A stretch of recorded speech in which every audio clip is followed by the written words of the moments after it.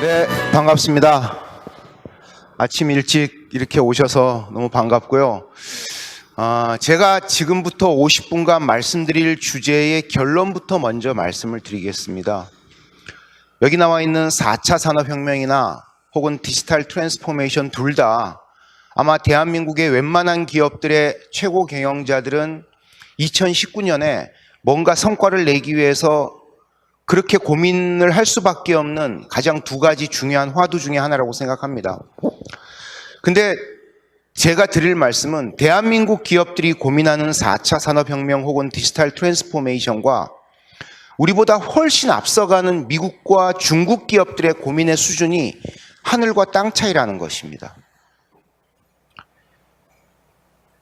미국뿐만 아니라 중국도 우리보다 한 10년, 15년도 앞서가고 있습니다. 디지털 트랜스포메이션 혹은 4차 산업혁명은요. 그중에 가장 앞서가는 기업이 누구겠습니까? 중국에서. 알리바바, 텐센트 같은 애들입니다. 그러면 우리보다 앞서가는 기업들은 왜 4차 산업혁명이나 디지털 트랜스포메이션을 우리보다 더 잘 고민하고 있는지 기본적인 관점은요.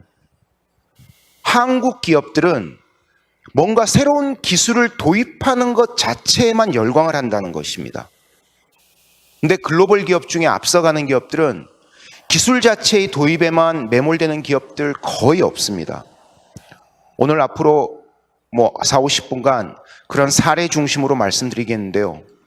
과연 그럼 우리는 이렇게 급격한 변화의 시기에 관점에서 새로운 기술을 도입하든지 혁신을 해야 될 것인지, 그리고 그걸 통해서 우리가 진정으로 4차 산업혁명의 선도 기업이 되거나 성공적인 디지털 트랜스포메이션을 어떻게 할지에 대해서 간단한 제 소견을 말씀드리겠습니다. 가장 핵심적인 내용은요. 마이크에 이게 보이려 하라고 하네요. 참 집요하네요. 가장 핵심적인 내용은 4차 산업혁명과 디지털 트랜스포메이션을 어떻게 이해할 것인가에 대한 제 주장입니다. 사실 여기에 거의 결론이 담겨 있을 것 같습니다. 간단하게 제 소개를 드리면 제 연구소를 싶은 마음도 잠시 있지만 제가 말하는 주제의 핵심적인 포인트가 여기에 다 들어 있습니다. 한국 기업들이 중국에 앞서가는 기업이나 미국에 앞서가는 기업 혹은 유럽에 앞서가는 기업보다 4차 산업혁명이나 디지털 트랜스포메이션을 훨씬 못하는 가장 중요한 이유는 제가 지금 경희대 MBA에서 강의하는 이 디자인 싱킹이라는 주제에 대해서 우리는 익숙치 않다는 것입니다. 디자인 싱킹. 얼마 전에 알리바바의 연구소 친구들이 한국의 모 대학에서 강연을 했습니다. 제가 그 강연에 관련된 뒷담을 들었는데 이런 얘기를 하더랍니다. 알리바바의 핵심 연구소들이 자기들이 이제 아마존을 쫓아갈 정도로 클라우드와 빅데이터, 인공지능을 기술에 대해서 세계 최고의 기업이라고 자부한 이유는 알리바바의 마윈 회장부터 알리바바의 핵심 인력들은 기술 자체에 오리엔티드 된 적이 한 번도 없다는 것입니다. 근데 그 기술을 어떻게 개발을 했느냐? 오로지 알리바바 고객에게 더 나은 고객 경험을 주기 위해서 어떤 서비스가 필요한지만 고민했다는 것입니다. 그냥 예습복습 열심히 하면 서울대 간다는 말처럼 공자님 말씀 같다고 생각할 수도 있는데요. 이게 글로벌 기업들이 가지고 있는 가장 중요한 철학이라는 것입니다. 자, 그럼 지금부터 그런 관점에서 말씀을 진행드리겠습니다. 이게 정부에서 주장하는 4차 산업혁명입니다. 인공지능이나 가상현실, 증강현실 같은 기술을 기반으로 더 나은 지능화된 서비스가 만들어진다는 것입니다. 틀린 말은 아닙니다. 자, 그러면 이렇게 이해하는 것이 맞는지 다른 사례를 좀 보여드리겠습니다. 여러분이 아마 읽어보셨을 것 같은데요. 4차 산업혁명에 관련된 여러 가지 책들을 보면은 4차 산업혁명을 모르고서는 아무도 세상의 변화를 이해 못한다고 생각할 겁니다. 근데 이렇게 생각하는 나라가 전 세계 몇 군데가 없습니다. 제가 그저께 구글 트렌드에서 검색 결과를 본 겁니다. 구글 트렌드는 아시다시피 네이버 실검처럼 어떤 검색어에 대한 사람들의 검색 빈도수를 통해서 얼마나 이게 중요한 검색어인지를 보여주는 것입니다. 보시다시피 여기에 있는 맨 파란색은요, 4차 산업혁명의 영어 단어를 보여주는 것입니다. Fourth Industrial Revolution에 대한 검색 양을 보여주는 것이고요. 빨간색은 이 4차 산업혁명이 나오기 전에 유럽에서 유행하던 단어인 인더스트리 4.0. 유럽은 정말 4차 산업혁명이라는 단어 거의 안 씁니다. 인더스트리 4.0에 대한 구글 검색 결과입니다. 훨씬 많죠. 근데 더 많은 건 뭐냐면 이 노란색인 디지털 트랜스포메이션에 대한 검색 결과입니다. 압도적으로 검색 양에서 차이가 납니다. 그만큼 4차 산업혁명이라는 단어는 글로벌하게 검색 양에서 거의 변화가 없습니다. 이게 2015년 7월이고요. 여기 이 지점이 그저께 제가 검색한 날인데 3년 동안 검색 결과가 거의 없습니다. 그만큼 4차 산업혁명은 그냥 유행어에 불과한 거예요. 제가 보기에는.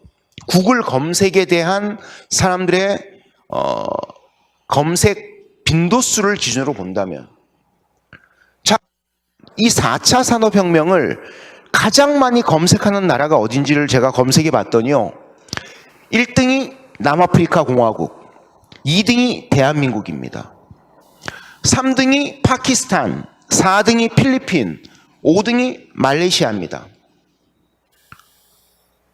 구글 전 세계 70억 인구 중에 4차 산업혁명을 Fourth Industrial Revolution이라는 단어로 검색하는 국가의 순위를 따져봤더니 1등이 남아국이에요.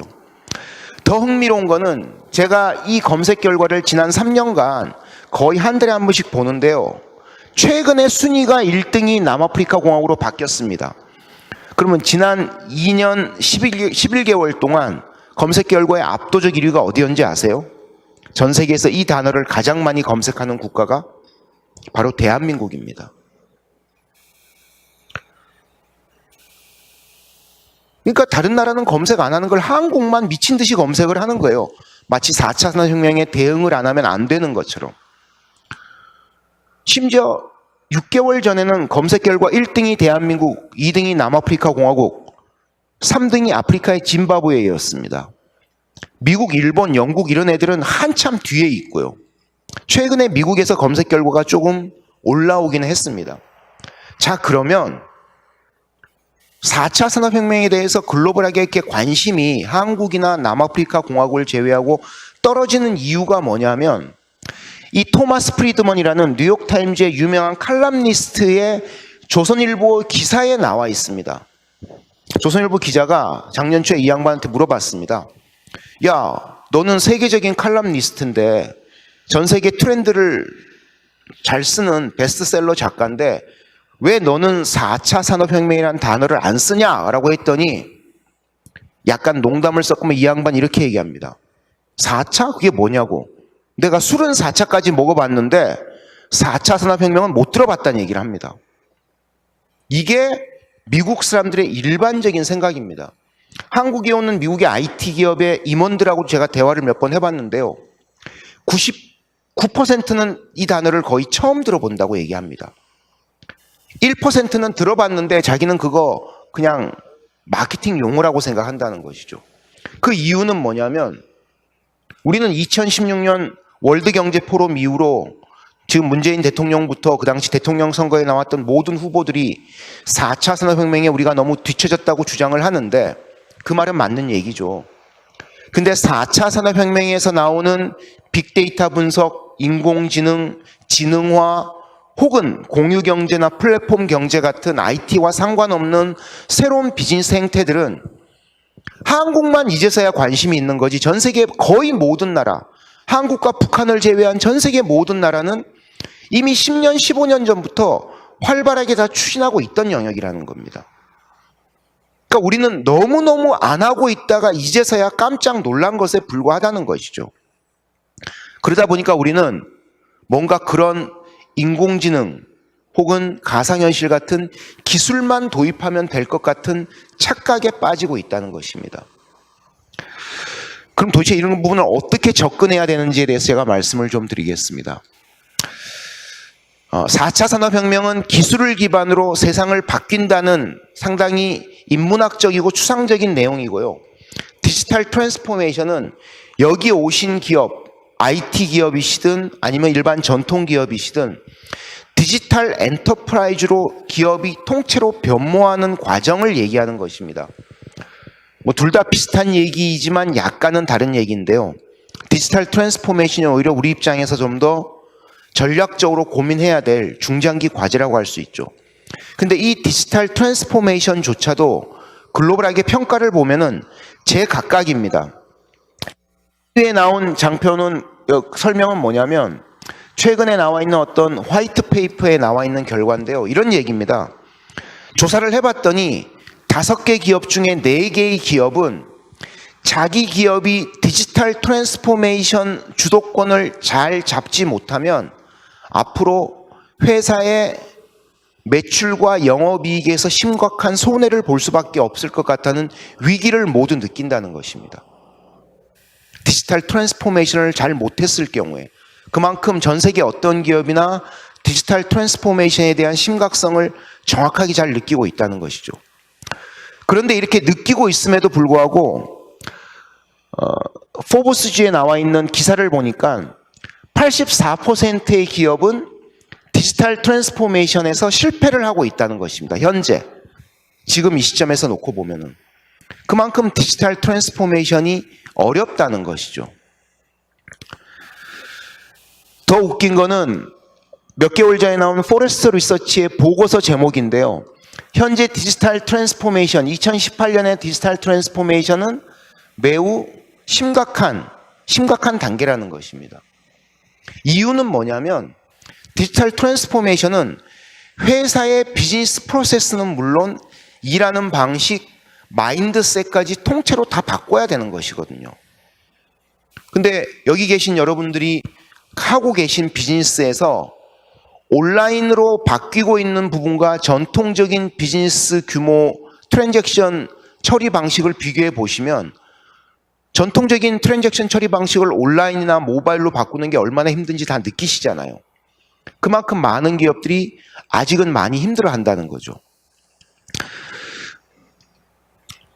그래서 디지털 트랜스포메이션을 하기 위해서는 사실 이 부분은 4차 산업혁명을 성공적으로 추진하기 위해서도 꼭 갖춰야 될 기본적 철학이기도 합니다. 첫 번째는 디지털 비즈니스 모델을 잘 만드는 것입니다. 디지털 비즈니스 모델. 근데 대부분의 기업은 디지털 비즈니스 모델로 만드는 것을 너무 어려워합니다. 예를 들면 대한민국의 소프트웨어 기업들이, 대한민국의 IT 기업들이 전 세계에서 글로벌 경쟁력이 가장 떨어지는 이유가 뭔지 아세요? 한국 정도의 경제 규모가 되는 모든 나라는 클라우드화로 사업이 다 바뀌었습니다. 한국만 아직도 클라우드화로 바뀐 사업의 비중이 한 자릿수밖에 안 됩니다. 퍼센테이지로 따지면. 그만큼 디지털 비즈니스 모델에 대해서 사람들이 고민을 안 하고 있는 거죠. 왜 안 하느냐? 솔루션이나 SI 프로젝트 그냥 하면 몇억, 몇십억, 몇백억을 벌지만 디지털 방식으로, 사스 방식으로 바뀌면 고객으로부터 월 몇십만 원, 몇백만 원 밖에 못 받거든요. 서브스크립션 피라는 게. 그러니까 우리는 그래가지고는 기업이 힘들다고 생각하는 거죠.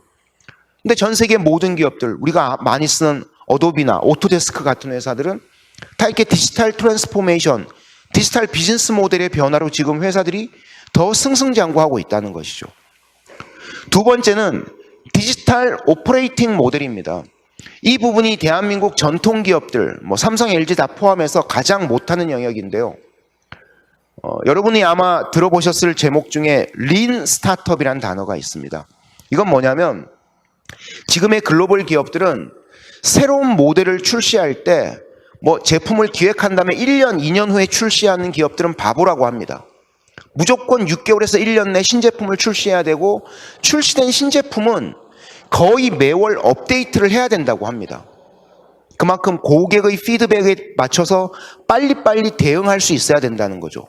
마치 우리가 우리 스마트폰으로 카카오톡의 그 앱 업데이트를 수시로 하듯이 그렇게 린 경영을 해야 된다는 것입니다. 세 번째가 디지털 탤런트 및 스킬. 이 부분이 정말 중요한 것이죠. 조직원 전체가 디지털 마인드셋으로 무장하는 것. 저는 이 디지털 스킬에서 가장 중요한 근본적인 철학 중에 하나가 디자인 싱킹 방법론을 조직원들이 체험하는 것이라고 생각합니다.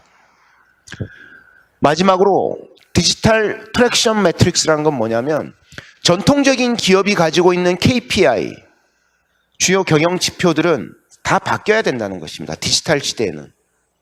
과거처럼 그런 주요 경영 성과 지표 방식으로 기업이나 직원을 평가하는 것이 아니라 새로운 디지털 시대에 맞춰서 평가를 해야 된다는 것이죠.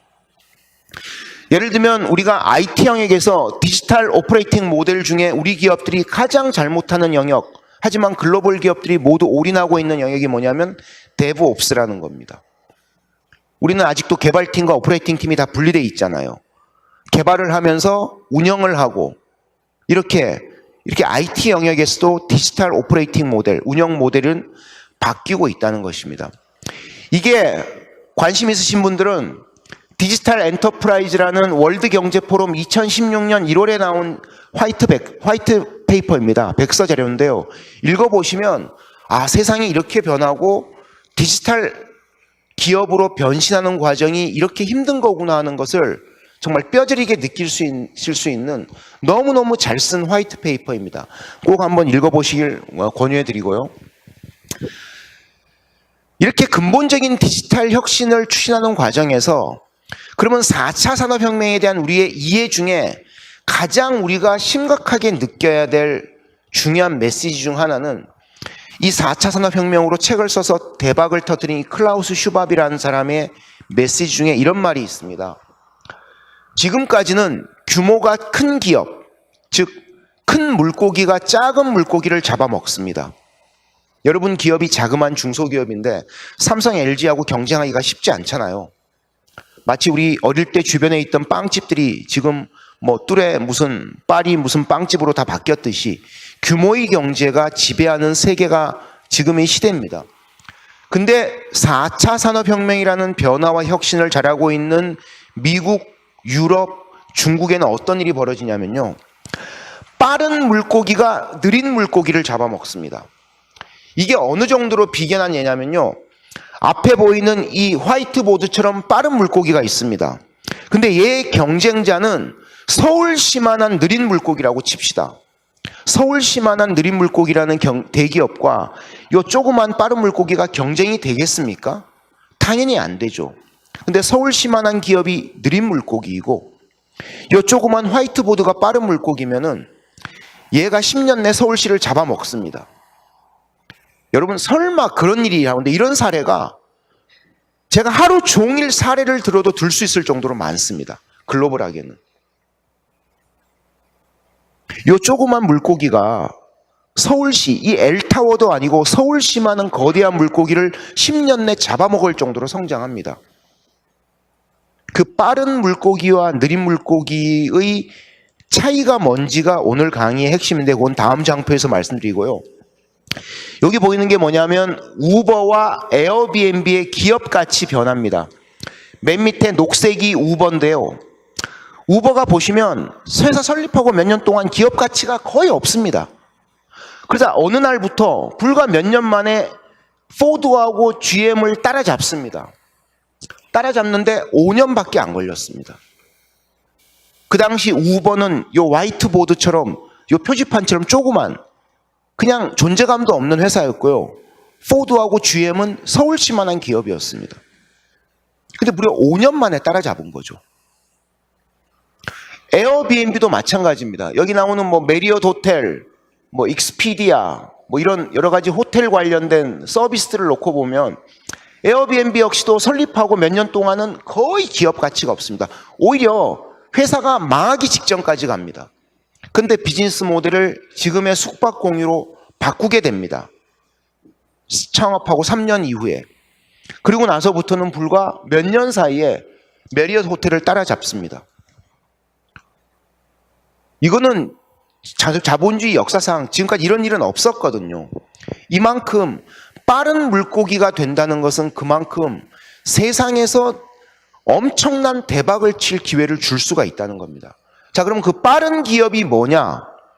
우리가 디지털 트랜스포메이션을 추진하든 4차 산업혁명을 추진하든 혹은 여러분 기업들이 새로운 IT 혁신을 추진하든 지금 시점부터 새롭게 고민해야 될 3가지 원칙이 있습니다. 빠른 기업으로 변신한 글로벌 사례 1,000몇백 군데를 제가 조사를 해봤더니 다 이 3가지 범위에 다 들어옵니다.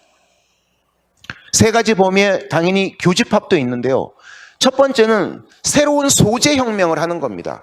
지금까지 인류 역사상 밀가루를 넣어야 빵이 나오는데 다른 걸 넣는 겁니다. 새로운 걸 개발한다는 것이죠. 두 번째는 숨어있는 수요를 창출하는 겁니다. 숨어있는 수요라는 거는 사람들의 마음속에 있는 이런 것을 주면 사람들이 좋아할 것 같다는 걸 쓰는 겁니다. 우리가 지금 보편적으로 알고 있는 아이폰, 아이패드, 그 작고한 스티브 잡스가 그 제품을 만들었을 때 글로벌하게는 이 제품의 성공 가능성에 대한 의견이 반반이었어요. 그 당시에. 왜냐면 누가 아이폰 같은 100만 원에 가까운 전화기를 쓰겠냐고 생각했던 거죠. 아이패드가 나왔을 때 가트너는 이렇게 주장했습니다. 그 당시 넷북이라고 세컨 노트북이 다 있었잖아요. 그게 오히려 세상을 지배한다고 봤습니다. 가트너조차도. 누가 그 8, 90만 원짜리 그런 패드를 쓰겠냐는 거죠. 근데 스티브 잡스는 사람들의 마음속에 있는 컴퓨터 같은 전화기, 그리고 노트북보다 더 편한 그런 디바이스에 대한 니즈를 발견했던 거죠. 지금의 우버나 에어비앤비, 저도 외국 출장 갈 때 자주 이용합니다만은 다 남의 자가용을 빌려 탄다, 비어있는 남의 집에 돈 주고 가서 잠을 잔다, 이런 숨어있는 수요를 창출했다는 것입니다.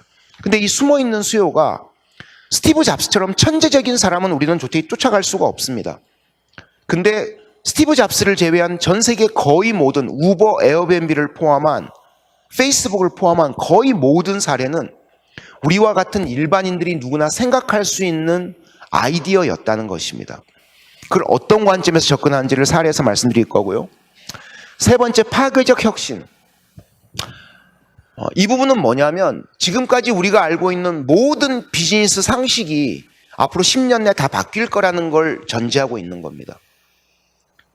트랜잭션이 이루어지는 방식, 제품을 딜리버리하는 방식이 다 바뀔 거라는 겁니다. 어떤 관점에서? 좀 더 쉽게, 좀 더 빠르게, 좀 더 저렴하게. 이 파괴적 혁신 때문에 전 세계 금융기관들은 앞으로 10년 내 거의 다 사라질 걸로 보입니다. 어떤 기업들 때문에요? 핀테크 기업 때문에. 핀테크 기업이란 게 인터넷과 모바일을 통해서 금융 서비스를 제공하는 인터넷 기업들을 얘기하지 않습니까? 얘들은 현재 금융기관들보다 훨씬 저렴하게, 훨씬 편리하게, 훨씬 간단한 인터넷 금융 서비스를 내놓고 있거든요. 그러니까 미국과 유럽의 금융기관들은, 은행들은 이런 핀테크 기업을 못 쫓아갈 수밖에 없습니다. 세상의 지형을 바꾼다는 것이죠. 지금부터 이런 국내외 사례들을 말씀을 드리겠습니다. 첫 번째, 소재혁명입니다.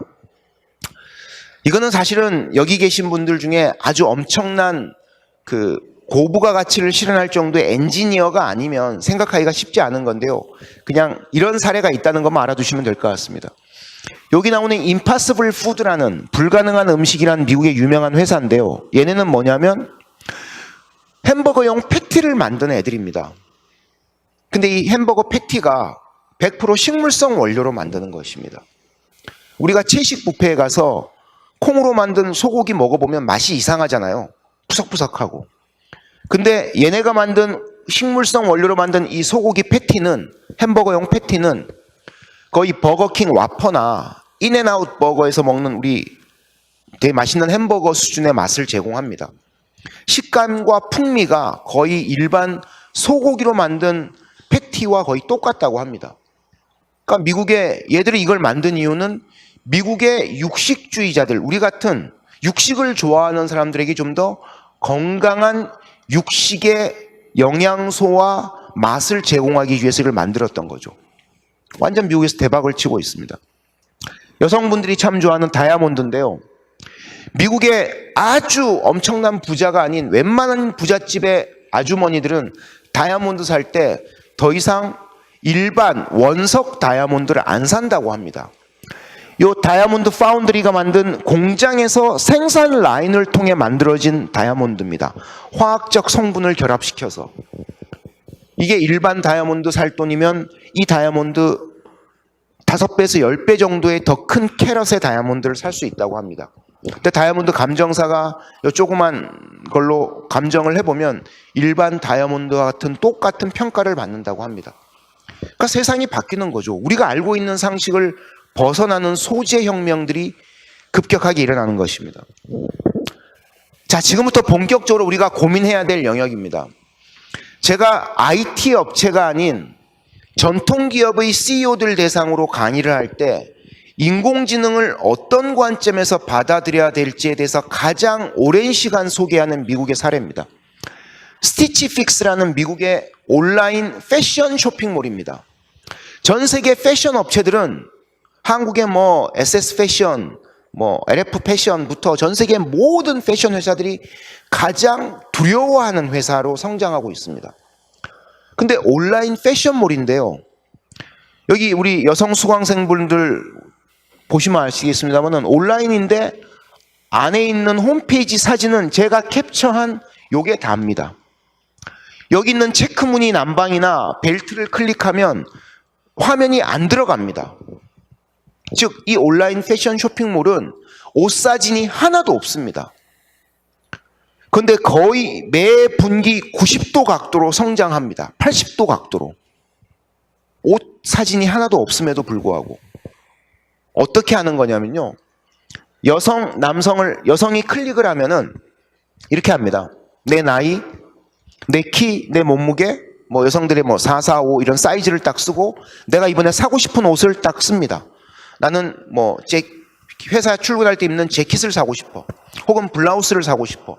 그럼 내가 사고 싶을 때 내가 입는 블라우스는 어떤 식의 블라우스면 좋겠다. 그리고 이 블라우스에 내가 쓸 돈 한 15만 원에서 18만 원이었으면 좋겠다. 이걸 딱 씁니다. 그럼 인공지능이 그 연령대 그런 몸매를 가진 미국 여성들이 가장 좋아하는 최근의 트렌드를 골라서 이 5개의 옷을 제작을 합니다. 그래서 집으로 보내줘요. 공짜로. 이렇게 서비스를 받는 비용이 $20입니다. 내 옷을 인공지능한테 골라달라고 하는 비용이. 근데 미국 여성들이 집에 5개의 옷이 왔을 때 박스를 열어보지 않습니까? 택배 박스를. 거의 80% 여성들이 깜짝 놀란답니다. 내가 매장 가면 정말 사고 싶었던 옷이 그중에 1개 이상 들어있다는 것이죠. 그럼 예를 들면 15만 원짜리 블라우스를 내가 선택하면 원래 얘들한테 서비스 피로 맡겼던 $20를 제외한 13만 원만 내면 이 옷을 내가 가질 수가 있습니다. 그리고 나머지 4개의 옷은 그냥 공짜로 반품을 받아줍니다. 자, 근데 얘네가 인공지능 기반의 이런 패션 서비스 업계에서 이렇게 대박을 치게 된 배경이 뭐냐 하면은 이 스티치픽스의 창업자 여성이 회사를 만들기 전에 자그마한 벤처기업을 다니면서 대학원을 다니고 있었습니다. 당연히 너무 바빠서 옷을 살 시간이 없었어요. 그래서 자기 동네 친구들하고 차를 마십니다. 그러니까 동네 친구들이 이럽니다. 야, 철이 바뀌었는데 너 옷 좀 새로 사 입어라. 작년에 입던 옷인데. 우리 여성들이 친구한테 그런 애정 있는 조언을 해줄 수 있잖아요. 좋은 옷 좀 사 입으라고. 그랬더니 이 창업자가 이런 얘기를 합니다. 내가 돈은 있는데 너무 바빠서 옷을 살 시간이 없다고. 그때 친구들이 농담 삼아 이렇게 얘기합니다.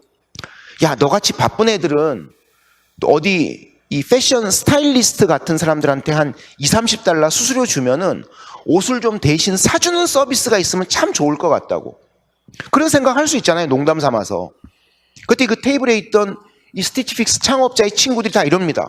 맞아, 나도 요즘 너무 바쁜데 누가 내 옷을 좀 사다 주면 내가 2-3만 원의 수수료를 준다고.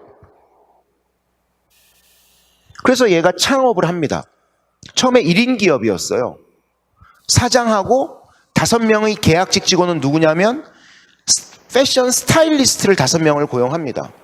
그래서 이 사람들이 이 창업자의 동네 친구들, 옛날 회사 지인들을 찾아다니면서 스티치픽스라고 옷을 골라주는 서비스를 합니다. 저한테 좋아하는 옷의 유형과 수수료를 주시면 제가 옷을 사다 드리겠습니다. 그래서 매장 가서 유니클로, 자라 같은 데서 옷을 5벌을 사서 갖다 줍니다. 그래서 하나를 선택하면은 원래 냈던 $20 수수료를 제외한 옷을 결제를 하면 나머지는 다시 반품을 하는 완전 생 노가다 서비스를 했습니다. 그때 이 스타일리스트들이 했던 방식은 뭐냐면 엑셀 파일로 그 고객에 대해서 관리를 하는 겁니다.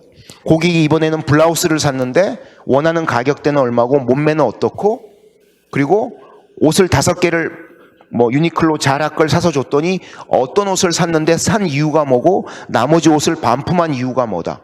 엑셀 파일로 다 관리한 거예요. 그다음 어느 날 이 스티치픽스 창업자 이런 생각을 하는 거죠. 고객은 늘어나는데 고객 늘어나는 만큼 스타일리스트를 계속 뽑아야 되잖아요. 고객 관리를 하기 위해선. 그러니까 당연히 인건비 부담이 커지는 거죠. 그때 실리콘밸리의 IT 업계 유명한 벤처 기업들이 조언을 해줍니다. 야, 그거는 스타일리스트의 머리에 있는 정보를 머신러닝으로 인공지능화하면 훨씬 빠르게 대응할 수 있을 거다. 그래서 우리가 아는 미국의 유명한 비디오 스트리밍 회사인 넷플릭스에 아주 유명한 인공지능 전문가가 있습니다. 그 사람을 연봉 10억인가 20억 주고 데려와서 인공지능으로 대체를 해버린 겁니다. 왜 이 사례가 중요하냐면요. 우리가 기존에 아주 낮은 차원의 빅데이터든 뭐든 사람이 개입을 해서 분석적인 활동을 하지 않았던 영역에 인공지능을 도입하면은 그 인공지능 프로젝트는 결코 성공할 수 없다는 것입니다. 이유가 뭐냐면은 인공지능이 과거의 분석 활동을 뚜렷하게 대체할 만한 근거가 일단 없고요. 두 번째는 인공지능 기술이 보다 발전할 수 있는 데이터를 계속 축적할 만한 힘이 안 생기기 때문입니다. 한국의 헬스케어 병원들이, 종합병원들이 IBM 왓슨을 도입해가지고 인공지능 프로젝트 하면서 요즘 후회하는 가장 큰 이유는 너무 섹시하대요. 왓슨에 레코멘드하는 인공지능 처방법이. 그런데 데이터가 축적이 계속 안 되니까 더 이상 발전된 처방 솔루션이 안 나오고 있다는 것입니다. 그러니까 인공지능을 도입할 때는 우리가 꾸준하게 데이터를 모아서 분석하는 습관이 있는지를 먼저 보는 게 중요하다는 것이죠. 그러니까 얘네 같은 경우는 앞으로 기업이 얼마나 커질지 모릅니다. 그래서 여성복에서 시작했다가 지금은 남성복, 얼마 전엔 애들용 옷까지 사업 영역을 확대했습니다. 근데 이게 인공지능을 주목한 게 아니라 사람들의 마음속에 내가 바빠서 옷을 못 사는데 누가 옷을 잘 고르는 사람이 좀 사줬으면 좋겠어라는 이 70억 인구 중에 누구나 고민할 수 있는 상식적인 영역 가지고 사업을 했다는 것이죠. 두 번째는 시간 관계상 비디오는 안 보여드리겠습니다. 여기 여성분들이 가장 좋아하는 아이키아라는 스웨덴의 유명한 가구 업체죠. 얘네가 2014년도에 전 세계 가구 업체가 깜짝 놀랄 만한 앱을 내놨습니다. 아이키아 카탈로그 2014, 지금 2019 버전까지 나왔는데요. 이게 플레이스토어나 앱스토어에 있습니다. 이게 뭐냐면 고객이 가구를 사러 갈 때 스웨덴 같은 경우 2013년도까지만 해도 아이키아 매장을 갈 때 100명 중에 24명은 가구를 잘못 샀던 경험이 있다고 합니다. 내가 실제 가구를 사서 집에 배치를 했더니 크기하고 색상이 생각보다 안 맞았다는 거죠. 그래서 아이키아 회장이 이럽니다. 우리가 세계 최고의 가구 회사인데 고객의 이런 경험이 나온다는 것은 우리의 기업 가치와 정신에 문제가 있는 거다. 이걸 고치라고 얘기합니다. 그 직원들은 입이 이렇게 나와요. 아니, 고객이 자기가 가구를 잘못 사갔는데 그걸 어떻게 고쳐줍니까? 고객이 가구 살 때마다 당신 집에 이 테이블이 들어갈 공간이 반드시 있냐고 물어볼 수도 없는 거고. 그래서 어떻게 했냐면 고객이 가구를 잘못 샀던 고객의 경험을 보니까 다들 저처럼 여기 남자분들 집에 책꽂이 살 때 줄자로 빈 공간의 크기를 잽니까? 길이를? 안 재잖아요. 이 정도면 되겠다 이렇게 생각하잖아요. 근데 그러다 보니까 사온 가구와 이 폭이 약간의 갭이 있을 수 있지 않습니까? 그래서 이런 갭을 없애자고 생각합니다. 그 디자인 싱킹 방법으로 고객의 문제점을 공감을 하다 보니까 이게 뭐냐면 앱에서 요 가구를 클릭하면은 요 가구가 실제 화면에 비치는 가족의 모습에 가구가 안 쳐진 모습이 딱 나옵니다. 실제 비율 그대로. 그래서 이게 우리 가족들이 앉았을 때 같이 휴식용으로 쓸 만한 테이블로 적합한지, 색상이 어울리는지, 요 길이와 폭은 적합한지를 미리 보도록 한 겁니다. 그랬더니 아이키아 같은 경우 지금은 가구 판매에서 고객이 매장 가서 가구를 잘못 샀다는 그런 후회하는 경험이 거의 없어졌다는 거죠. 고객의 실수조차도 우리가 방지할 수 있는 방법을 찾아주는 게 4차 산업혁명 시대 혹은 디지털 혁명 시대 가장 중요한 정신이라는 것입니다. 세 번째 요 사례는 좀 이따 시간 관계상 넘어가고요. 제가 대기업 대상으로 사물 인터넷 관련 혁신을 얘기할 때 가장 중요하게 소개하는 미국의 농기계 회사 사례입니다. 이 회사는 거의 150년 이상 된 회사인데요. 디어 앤 코퍼레이션이라는 회사입니다. 그 회사의 농기계 브랜드가 존 디어라는 브랜드인데요. 지금은 이 회사는 전 세계 이런 고객용 디바이스 중에 가장 디지털 혁신을 잘하는 회사로 평가받고 있습니다. 근데 이 회사는 한 번도 이 디지털 혁신 로드맵을 가져본 적이 없는 회사입니다. 이게 정말 중요한 포인트입니다. 이 회사는 지금 우리 고객이 느끼는 가장 중요한 포인트 하나를 해결하기 위해서 지난 8년간, 10년간 노력을 했습니다. 처음에 어떤 노력을 했냐면요. 미국의 압도적인 1등 회사입니다. 근데 CEO가 이런 생각을 합니다. 지난 140년간 우리 트랙터를 모으는 고객은 우리한테 AS 요청을 하면 2, 3일의 시간이 걸렸습니다. 미국은 땅덩어리가 넓으니까. 그래서 이건 문제가 있다. 고객이 밭에 트랙터를 몰다가 갑자기 트랙터를 써야 되는데 고장 나면은 2, 3일 동안 밭을 못 갈거나 일을 못 하지 않습니까? 그래서 이거를 해결해 주자고 얘기합니다. 그래서 어떻게 하냐면 지금의 항공기 엔진에 달리는 사물 인터넷 센서 같은 거를 트랙터의 앞에 엔진룸에 답니다. 그때 지금은 이렇습니다. 내가 트랙터를 모으는데 갑자기 콜센터에서 전화 옵니다. 박석희 고객님, 지금 고객님의 엔진룸 데이터를 저희 본사에서 빅데이터 분석을 해보니까 죄송한 말이지만 내일 모레 이맘때쯤 고장 날 것 같습니다. 그래서 미리 와서 고쳐주는 거예요. 그러니까 엔지니어들을 효과적으로 재배치해서 고객의 트랙터가 고장 나기 전에 미리 대응하는 일을 해주는 겁니다. 그 다음에 애들은 사업 계획이 없었습니다. 근데 저한테 와서 제가 이 트랙터를 모으는 고객이면 저한테 묻습니다. 박석희 고객 농부님 잘 쓰고 있습니까? 야 니네 트랙터 너무 좋아. 내가 좀 비싸게 샀는데 이제 내가 콜센터에 전화할 일이 없어. 혹시 뭐 더 개선사항이 없냐니까 제가 이렇게 얘기합니다. 아니 내가 밭이 2만 평인데 올해 봄에 씨를 뿌렸더니 저쪽 3,000평 정도에는 수확량이 너무 안 좋아. 땅이 우리 밭이 화학적 성분이 제 각각인 것 같은데 야 니네가 이 트랙터 밑에 뭘 좀 땅의 화학적 성분을 분석하는 걸 달아서 분석을 좀 해주면 안 되겠냐고. 농부들이 하도 이런 얘기를 하니까 얘네가 처음에 엔진룸에 센서를 달았다가 그 다음에 트랙터 밑에 센서를 답니다. 당연히 가격은 더 올라가죠. 고객의 니즈를 확인한 다음에 새로운 제품을 출시합니다. 그때 이렇습니다.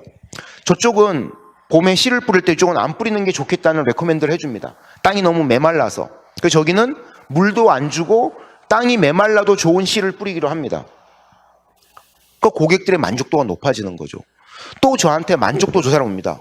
박석희 농부님 어떠세요? 그랬더니 야 니네 너무 좋아. 이제 내가 엔진룸이 고장나는 일이 생겨도 전화할 일도 없고 미리 고쳐주고 이 2만 평, 3만 평 되는 넓은 땅에 대해서 땅의 화학적 성분을 다 분석해서 얘가 이쪽에는 물을 딴 데보다 더 스프링쿨러를 더 자주 뿌려주려고 그러고 이쪽에는 씨를 더 수확량이 높은 씨를 뿌리라 그러고 너무 좋아. 그런데 이게 문제야라고 고객이 또 얘기합니다. 아니 이 센서의 주장으로는 이쪽에 울룩불룩한 3,000평 정도가 땅의 화학적 성분이 안 좋다고 하는데 내가 얘네 주장대로 씨를 뿌리는 기계를 가지고 갔더니 이 선을 정확하게 구분을 못 하겠어. 이 트랙터에 있는 정보가 스프링쿨러나 씨 뿌리는 기계, 수확하는 기계로 데이터가 넘어가서 기계들이 자동화됐으면 좋겠다는 얘기를 합니다. 농부들이 주장으로. 그래서 얘네가 어떻게 했냐면 머신 투 머신으로 트랙터의 센서 정보가 그 농부가 요 존 디어의 농기계를 다 쓰는 곳이라면은 데이터가 다 전송이 돼서 다 자동화되도록 한 겁니다. 그러니까 존 디어의 농기계를 다 쓰는 농부들은 할 일이랑 딱 하나뿐입니다. 씨가 피면서 와인 마시면서 운전만 하면 됩니다. 그럼 농사가 100% 자동화됩니다. 중요한 거는요, 이 존 디어가 처음부터 이런 로드맵을 가지고 사업을 했으면 이 회사는 150년 역사에도 불구하고 망했을 수도 있다는 것입니다. 고객의 구매 욕구와 고객의 받아들일 수 있는 마음 상태보다 더 앞서가는 투자를 했으면은 회사가 위험해질 수도 있었다는 거죠. 그래서 지금은 어느 정도냐면 얼마 전에 블루리버 테크놀로지라는 회사를 인수했습니다. 농업 분야에 가장 주목받는 AI 회사인데요. 이건 뭐냐면 See and Spray, 본 다음에 스프레이를 뿌리라는 모토를 가진 회사입니다. 이 회사의 센서하고 이 노즐을 트랙터에 달면은 얘가 지나가다가 예를 들면 여기에 잡초가 있고 이쪽에 내가 뿌린 씨가 자라고 있으면 여기에는 영양제를 뿌려주고요. 이쪽을 지나가면서 잡초제를 죽이는 약을 뿌려줍니다. 지가 알아서 자동으로. 얘는 풀을 딱 보면 이 풀이 자라고 있을 때 이게 잡초인지 아니면 이 농부가 원래 뿌린 씨앗에서 나온 싹인지를 지가 압니다. 거의 99.9%래요. 그래서 두 개, 땅의 영양분을 높이는 그런 비료가 있고 그리고 제초제가 있으면 두 개의 노즐이 알아서 작동을 하는 겁니다. 그래서 이 회사는 지금은 스마트팜이라기보다는 정밀 농업 전문 회사로 바뀌고 있습니다. 가장 중요한 교훈은요, 지금의 시대에는 중장기 계획을 세워도 소용이 없습니다. 여러분 생각해 보십시오. 작년 이맘때 생각했던 디지털 혁신 기술의 변화 발전 속도하고 지금하고 비교해 보면요, 완전 달라지고 있다는 것입니다. 그래서 중장기 계획으로 로드맵으로 발전하는 게 중요한 것이 아니라 지금 시점에 우리 고객의 충성도를 높이거나 고객 경험을 높이기 위해서 뭘 해야 될 것인지 핵심적 문제, 천착해서 문제를 해결하는 것이 중요하다는 것입니다. 그럼 그 고객의 니즈의 변화와 기술의 발전 속도를 내가 받아들이면서 새로운 변화를 도모할 수가 있다는 것이죠.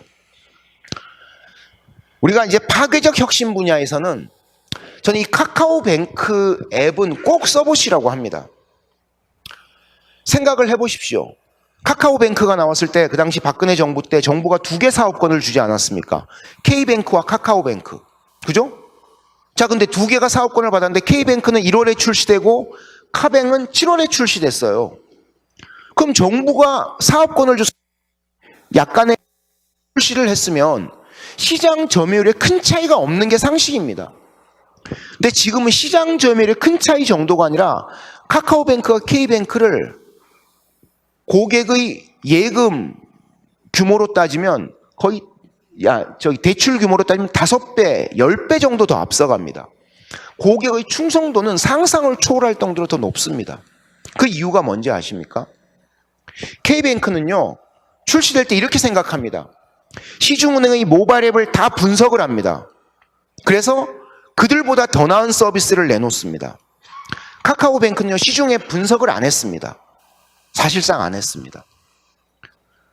일반 고객 중에 인터넷 뱅킹을 안 하고 마을버스 타고 은행 지점을 가는 시골의 노인네들 같은 사람을 벤치마킹을 했습니다.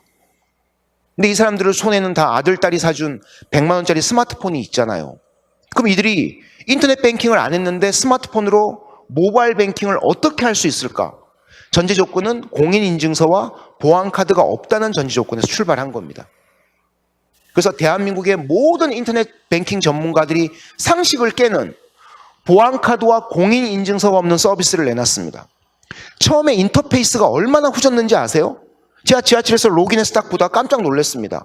숫자가 너무 커가지고 저한테 50m 떨어진 사람들이 제 잔고를 다 볼 수 있을 정도였어요. 그래서 쪽팔려서 확 닫았죠, 화면을. 그 정도로 인터페이스가 기능도 거의 없습니다. 기존 모바일 뱅킹 앱이 수십 분의 1밖에 안 됐습니다.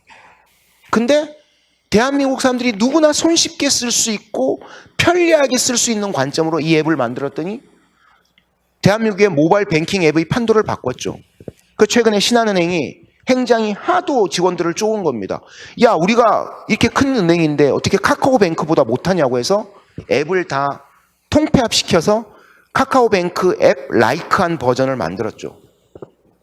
그러니까 그만큼 파괴적 혁신이란 게 생각을 어떻게 하는가에 따라서 우리가 달라질 수 있다는 것입니다. 중요한 원칙은요, 우리 모두가 알고 있는 비즈니스 상식을 바꾸기 위해 노력하면 바꿀 가능성이 있다는 것입니다.